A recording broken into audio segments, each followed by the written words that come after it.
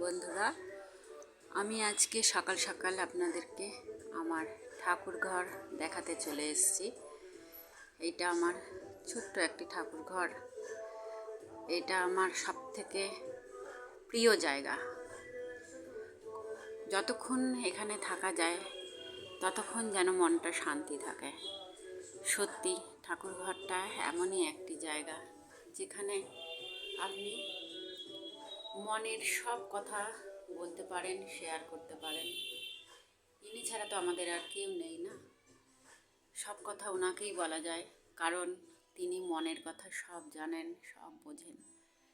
তিনি ছাড়া আমরা অচল। আমার একমাত্র মা, তারা মা আছে আমার সাথে,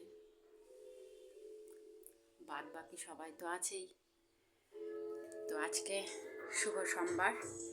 জয় ভোলেনাথের জয়, ওম নমঃ শিবায়। সবাই ভালো থাকুন, সুস্থ থাকুন। বাই।